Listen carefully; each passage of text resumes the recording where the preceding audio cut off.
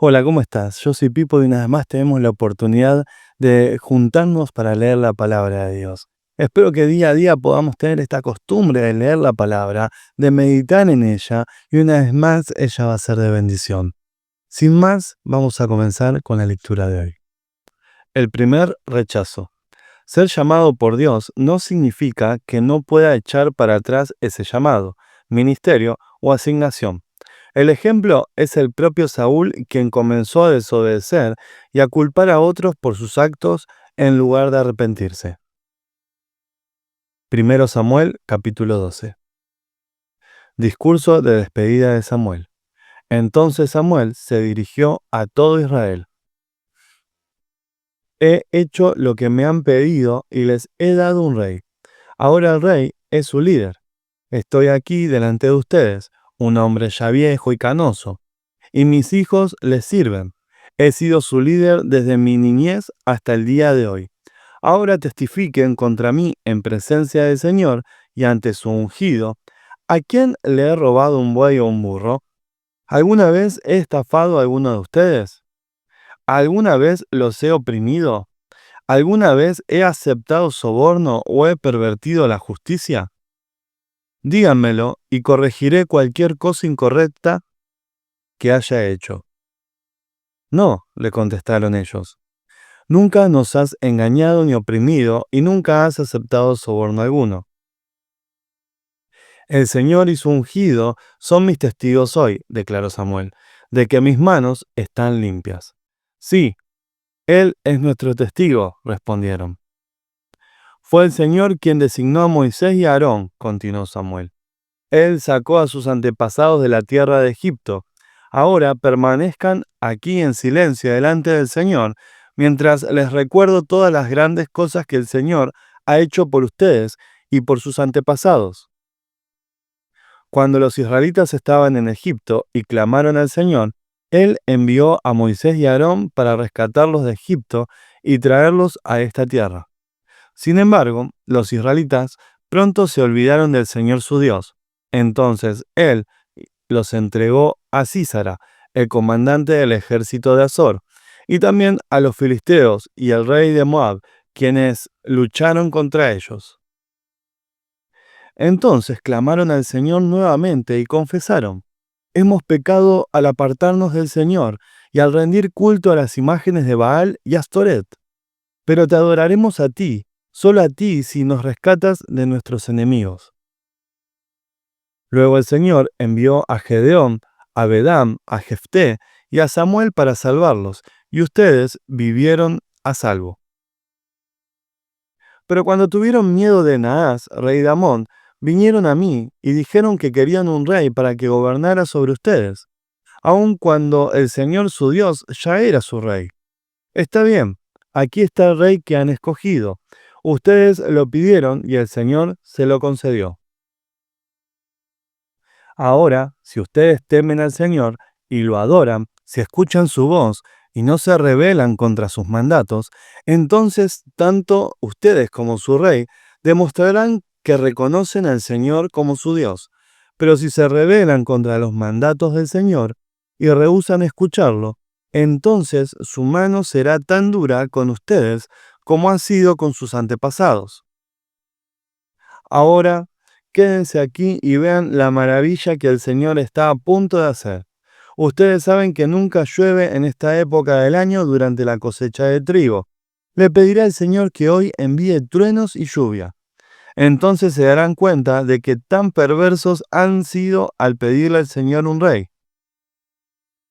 Entonces Samuel clamó al Señor, y ese mismo día el Señor envió truenos y lluvia, y todo el pueblo quedó aterrado del Señor y de Samuel. Ora al Señor tu Dios por nosotros o moriremos, le dijeron a Samuel. A nuestras faltas hemos agregado el pecado de pedir un rey. No teman, los tranquilizó Samuel. De verdad han hecho mal, pero ahora asegúrense de adorar al Señor con todo el corazón y no le den la espalda. No vuelvan a rendir culto a ídolos despreciables que no pueden ayudarlos o rescatarlos. Son completamente inútiles. El Señor no abandonará a su pueblo, porque eso traería deshonra a su gran nombre. pues le agradó al Señor hacerlos su pueblo. En cuanto a mí, ciertamente no pecaré contra el Señor al dejar de orar por ustedes, y seguiré enseñándoles lo que es bueno y correcto. Por su parte, asegúrense de temer al Señor y de servirlo fielmente. Piensen en todas las cosas maravillosas que Él ha hecho por ustedes, pero si siguen pecando, ustedes y su rey serán destruidos. 1 Samuel capítulo 13. Guerra constante contra los filisteos. Saúl tenía 30 años cuando subió al trono y reinó durante 42 años. Saúl eligió a 3.000 soldados selectos del ejército de Israel y mandó a los demás hombres a casa.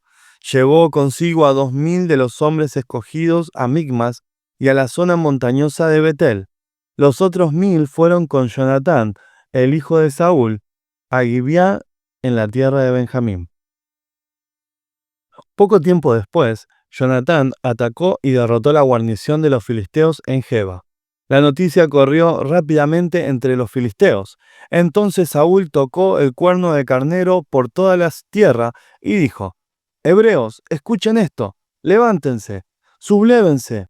Así que todo Israel oyó la noticia que Saúl había destruido la guarnición filistea en Geba y que ahora los filisteos odiaban a los israelitas más que nunca.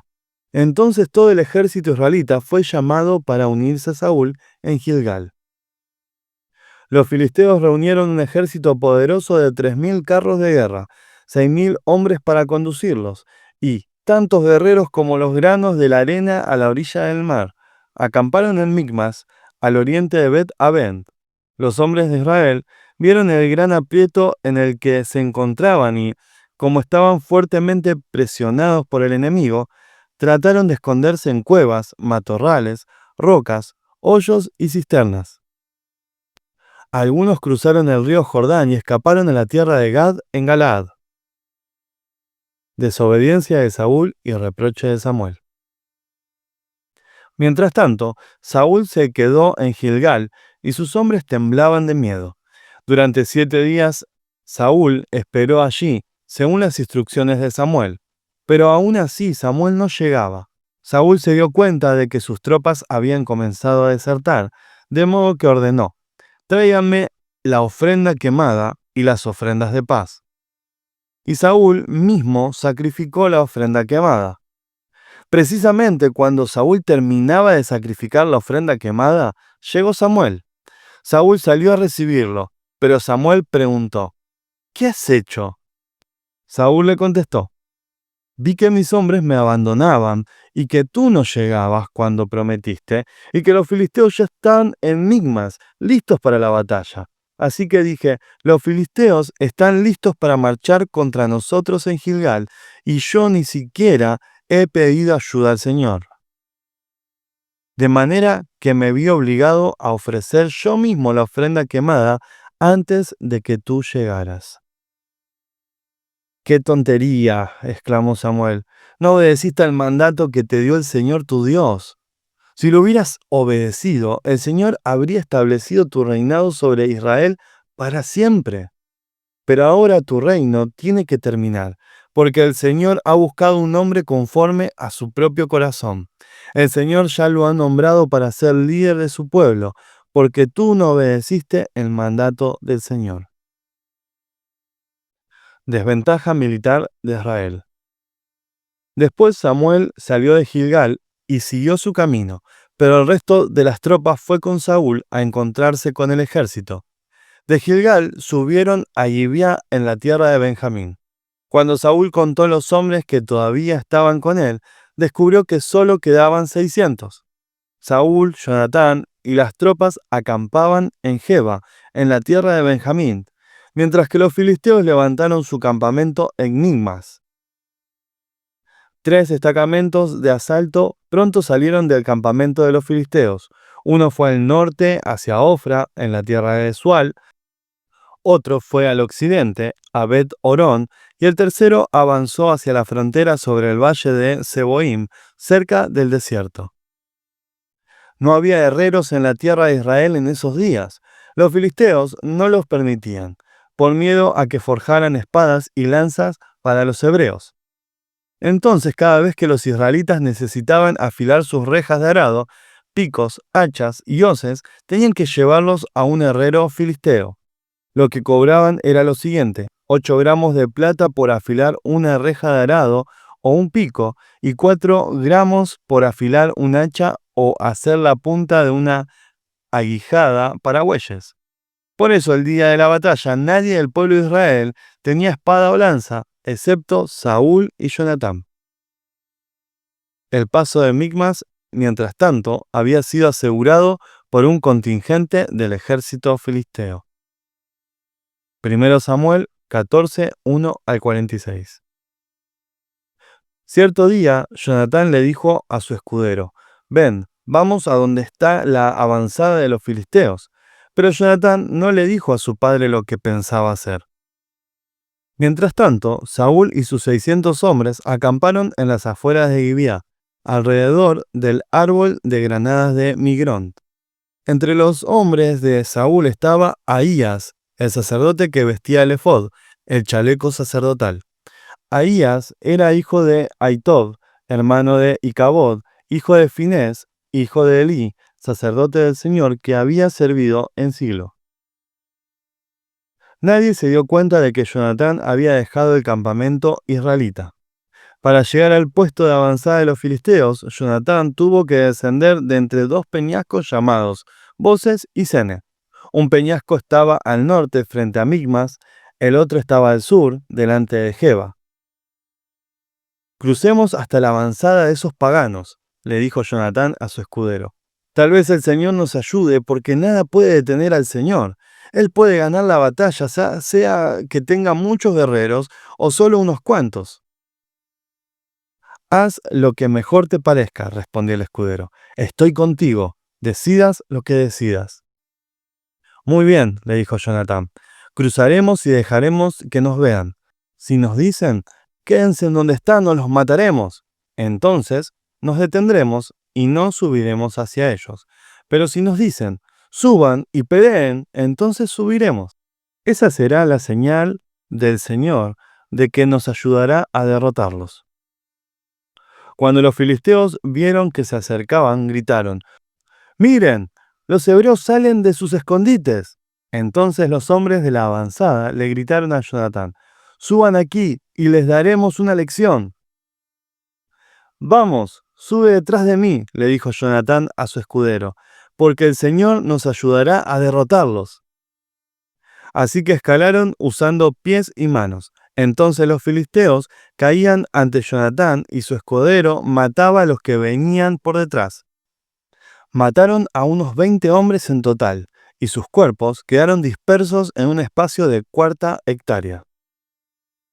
De repente, el ejército de los filisteos se llenó de pánico, tanto los que estaban en el campamento como los que estaban en el campo, hasta las avanzadas y los destacamentos de asalto. Y en ese preciso momento hubo un terremoto y todos quedaron aterrorizados. Israel derrota a los filisteos. Entonces los centinelas de Saúl en Gibeá de Benjamín vieron algo muy extraño. El inmenso ejército filisteo comenzó a dispersarse en todas direcciones. «Pasen lista y averigüen quién falta», ordenó Saúl. Y cuando hicieron el recuento, descubrieron que Jonatán y su escudero no estaban.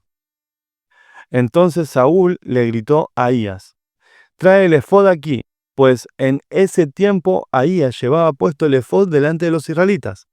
Pero mientras Saúl hablaba con el sacerdote, la confusión en el campamento de los filisteos era cada vez más fuerte.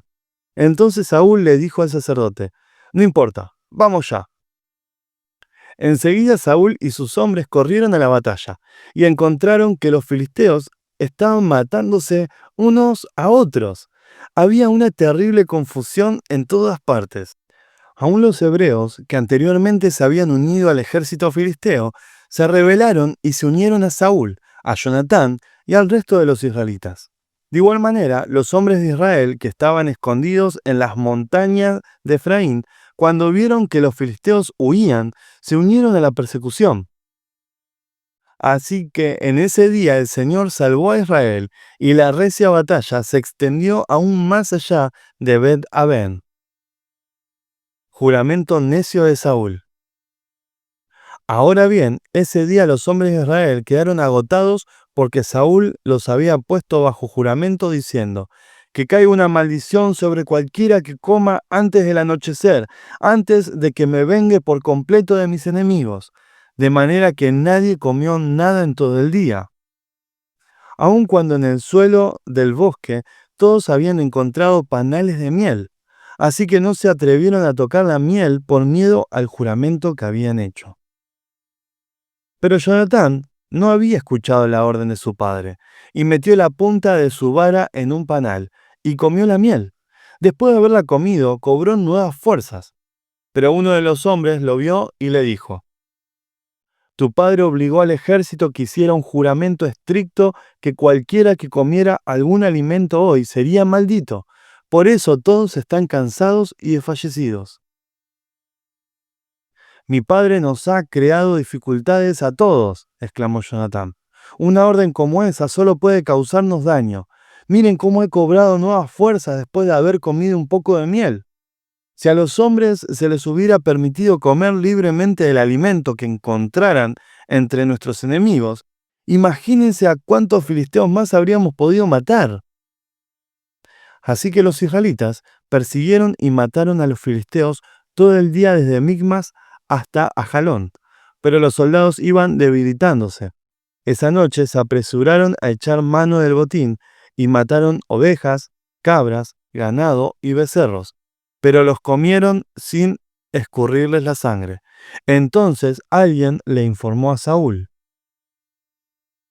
mira, los hombres están pecando contra el Señor al comer carne que todavía tiene sangre.